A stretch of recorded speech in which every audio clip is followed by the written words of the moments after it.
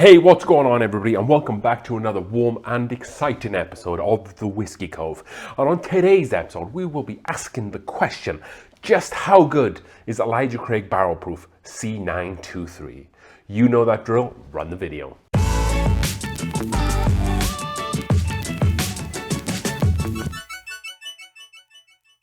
Alright then, friends and allies, thank you for joining us for another episode of The Whiskey Cove. We've been doing some fun stuff here lately, and I finally was able to obtain or to get the C923. So on our Whiskies to Look Out For video, we actually run an advert, and with the money we got from that advert, we picked up the C923. Paid a little bit more than I wanted to, obviously, but I really wanted to get into this bottle before the end of this year, mainly because it could potentially be a Whiskey of the Year candidate. So I wanted to definitely get into that. And what better way to do that than to blind barrel it up against some of the absolute hitters of recent times from the Elijah Craig Barrel Proof lineup. So we have the C919, the B520, the C920, and then the C923. So these three, in my opinion, have probably been the best for the last 6 or so years. So what we'll do is we'll get these whiskies into glasses, and then we'll run the blind battle and see just how good it compares to some of the past excellent expressions. But before we do, we are getting oh so close to the 5,000 subscriber mark. There's only a limited amount of time left to get your entry in, so you can win one of these 6 amazing free bottles shipped to your door for free. There are a few FAQs down below in the description, so definitely go and check them out. But you need to do 2 things. You need to be a subscriber, yes you do, and we will be checking. And then also, you need to go over to the Whiskey Cove's website. The description is, the link is in the description below. And then we will have you select your ticket there, which is free of charge. Put in the shipping address you want the bottle to be sent to.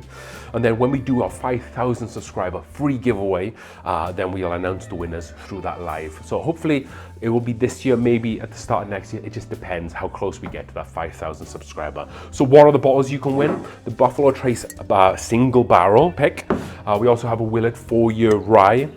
We also have Weller 107 OWA, and that's a pretty tasty bottle there. Early Times Bottled and Bond, the discontinued brown black top one.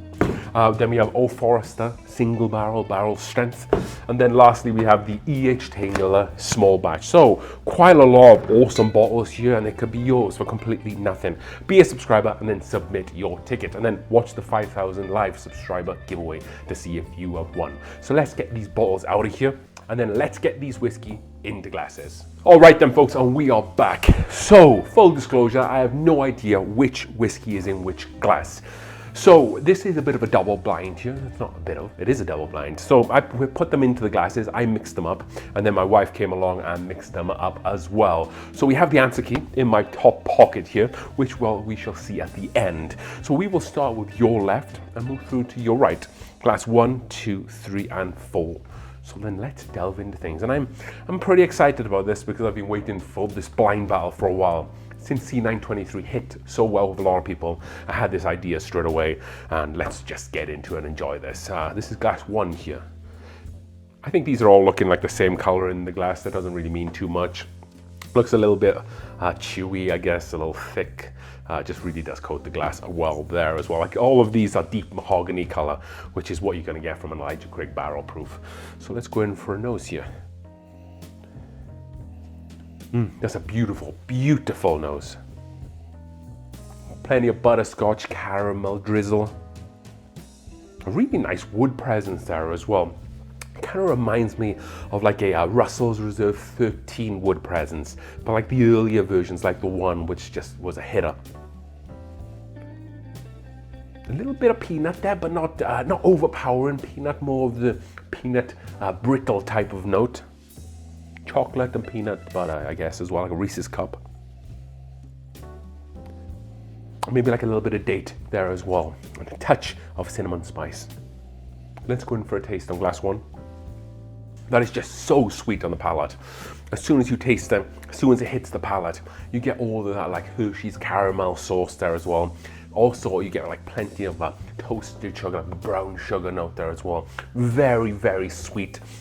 The mouthfeel is very oily as well. It does an excellent job of coating the whole mouth. And then also, as soon as the little bit of that sweetness subsides, you get a lot of cinnamon spice, like red hot cinnamon spice that takes over. But it's not too powerful, and it really does well with balancing out some of those sweeter notes. You don't get as much wood on the palate with this one so far than I was getting on the nose, which isn't necessarily a bad thing. I think this is all about like a sweet and spicier whiskey. The butterscotch notes, kind of like the toffee, the caramels, are just all coming through, making that really nice, consistent, chewy mouthfeel. Let's go for one more taste to see if we can pick apart this any further. It does have like a really hearty, like graham cracker, because when I taste graham cracker, it almost has like a little bit of cinnamon spice, like all spiciness to it, savory notes, and it definitely has this, and then with of course the sweetness there as well. It makes up for a very pleasant, very approachable whiskey where you keep tasting and tasting and tasting. It is hot, you know, as you can imagine. These all range, I don't know the specific values of them, but from like 60% ABV all the way up to, I believe, like 68% ABV. Some of the ages do vary. We know that wherever the new one is here, that it is 13 years and 7 months, but the other three should be 12 years. However, an excellent start from glass 1, and it can only go up from here, I'm sure. Let's go and reset our palate and then dive into glass 2.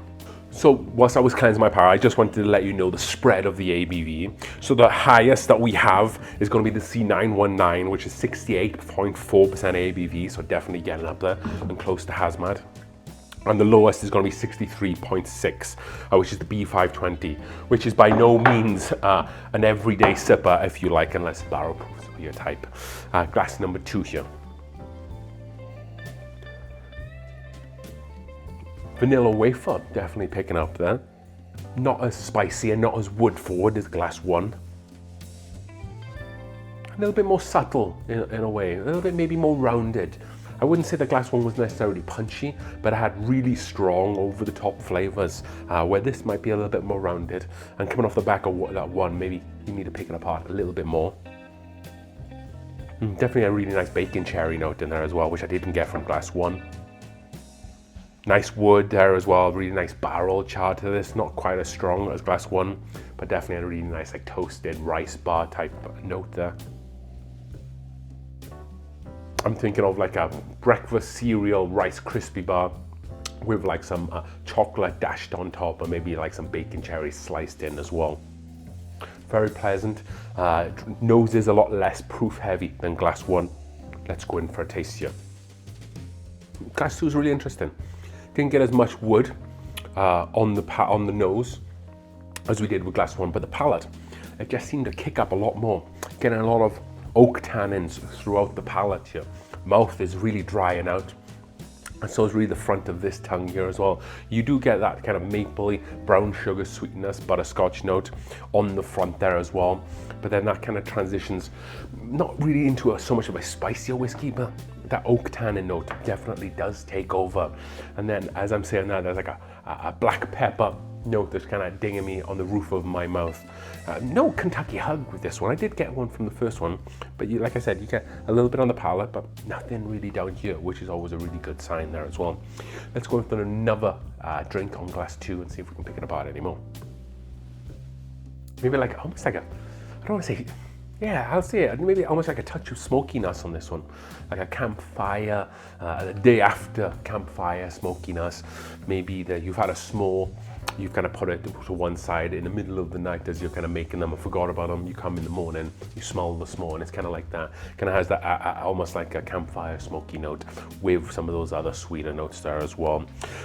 Again, on the palate, nowhere near as proof heavy than the first glass, but a beautiful, beautiful expression of Elijah Craig barrel proof. Let's go into glass 3 after we reset the palate. Also has another really nice cherry note there as well. It's almost a Buffalo Trace-esque cherry, if you like, which is a pretty damn good compliment. Has like a sticky marshmallow type of sweetness there as well. Not as much barrel char on this one. More of a candied sweetness and the candied cherry. A little bit of wood presence there as well. Maybe like an afterthought of wood, if you like. Plenty of vanilla, Maybe a touch of like a strawberry shortbread as well. It's quite more berry forward, I think this one is. And a little bit of heat there that's kind of singeing my nose as I'm kind of rolling it around in the glass. Very approachable, as they've all been so far. Let's go for a taste. Glass 3, sorry. Barrel proof's getting to me a little bit. This one, very drying on the palate, very tannin forward like the second one, but the sweetness with this one rolls on a lot more. Nowhere near as much spice as glass 1 or even glass 2. Not really picking up as much spice at all. No black pepper, no dings in the mouth here. It just dries out with that wood note, but the sweetness stays with it as well. Kind of like a chocolate cherry note continues through there. Maybe a little bit of like espresso, being like some coffee vibes there. But all in all, very well rounded. I think this one has been quite complete. Also, no Kentucky hug of this one. Really nice, long, pleasant, sweet and oaky finish there. Let's go for one more taste here. Yeah, that kind of the dryness, the woodness kind of reminds me of like a walnut skin there as well, you know. Almost like a slight bitterness, but it kind of just dries your palate out completely. But this whiskey does it so well because that sweetness carries through on the same wavelength all the way through. Excellent. There obviously isn't a bad whiskey in the house. This is probably the best whiskey that Elijah Craig Barrel Proof has to offer, at least in kind of my lifetime when it comes to drinking Elijah Craig Barrel Proofs. I never got a hold of any of the Pirate bottles, the older style, so I can't speak to them. Maybe folks at home can remember them fondly. However, for me, these ones are definitely the best so far. And let's see if C923, if we've tried it, where it sits in here, it also stands up to that as well. Reset the palate, glass 4. This one almost nose is a little bit thinner, a bit more of like a dusty rickhouse, a dusty oak. You can imagine like a church has been shut down for a few months, and then they swing open the doors and you get this like church pew dust note as soon as you walk in. Not that I've ever experienced that, but you know, I like to paint a picture from now and again. That kind of rings true to that. Or maybe the same was when you go into a rickhouse and then you smell that woody, dusty note, almost slightly damp. And I'm getting that with this one. This nose is a little bit more proof heavy, a little bit more stringent there as well, maybe a couple of those notes. Waffle cone type note there as well, the vanilla-y, savory waffle cone note. Maybe like a dash of 100,000s that are flavored with like a raspberries and lemon, touch of citrus, like a citrus oil almost. Pretty well inviting nose, but you know, if I'm completely honest, and I should be, probably the least lacking nose so far, but maybe the palate might make up for that. Let's go in for a taste here. Glass 4. Also a lot of sweetness there on the palate straight away. We're talking like a brown sugar, butterscotch sweetness, but that subsides fairly fast, and there's more alcohol burn with that. Some of the notes in this one aren't as rounded as the other three. It does offer quite a pleasant experience, but when you're drinking them off the back of some of these other whiskeys, you can really hone in on what this whiskey does well and what it doesn't do. And what it doesn't do is rounding off some of those sharper notes, and that's definitely coming through. Maybe if I was able to try this whiskey on its own without the rest of them and just kind of spend an evening with that, it might come on a little bit differently. But off the coattails of these three, it's somewhat lacking in some key areas there.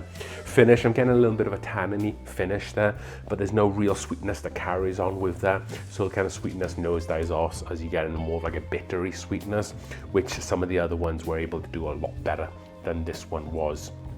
Walnutty, dry oak note there on the back end, dusty note. Not too much more to write home about. We will give it one more taste to see if we can pull anything out of this one, glass 4.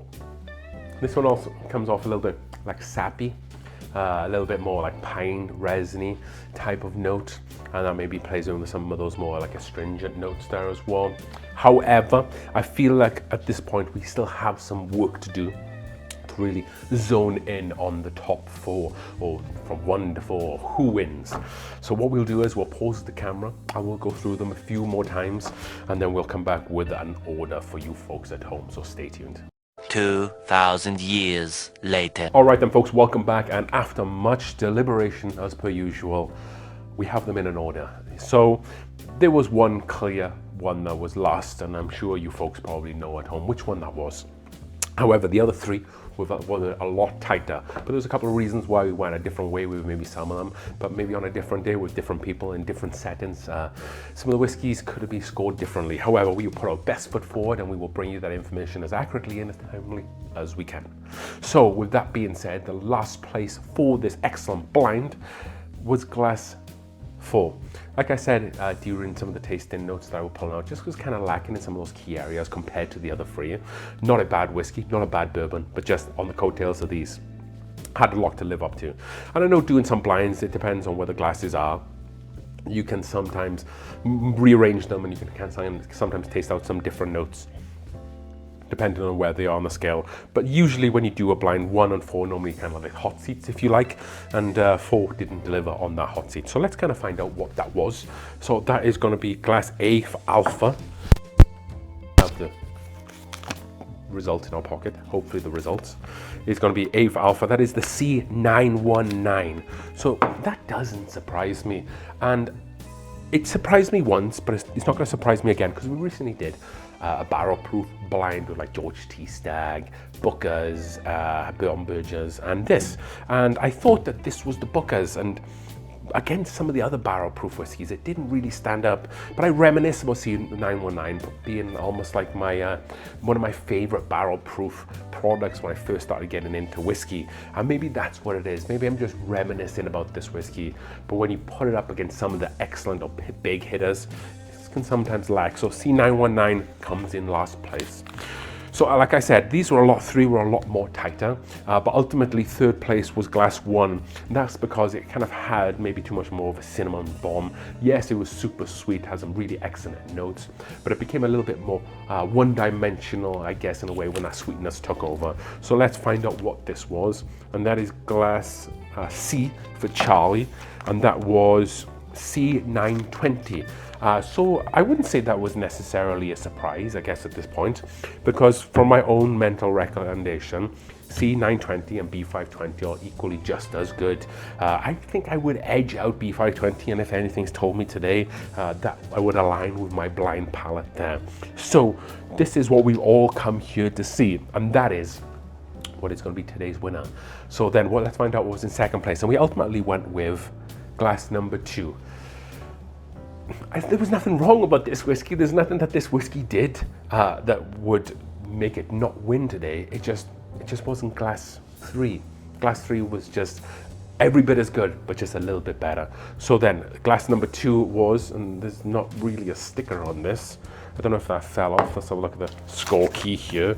Okay, she marked it as blank. So glass 2 was C923. So I don't like to guess the whiskies as I'm drinking through them, but if you're a fan of this channel, you might pick up on some of the tasting notes that I say here. And when I re-drunk that to begin with, one of the first things we said was it was very tannin forward. And there's something about older whiskey that I can do a really great job of picking up on, whether that's old aged whiskey or whiskey that has old and aged distillate in there as well. My mouth, my nose, and kind of like my tongue, my whole palate just kind of grip really tightly, and I can really pick up on those wood tannin notes. And that's what I did with this one. Really nice sweetness, really nice oak presence there as well, and it did a really good job of balancing it all out. It just wasn't. Glass 3, which of course was Elijah Craig B520. What a phenomenal whiskey. It just had everything. Yes, it had the sweetness and the oak presence of this one, but it also had some like cherry notes there as well, some fruit flavor, some dates, some special notes, a little touch of smokiness there that we picked up on too.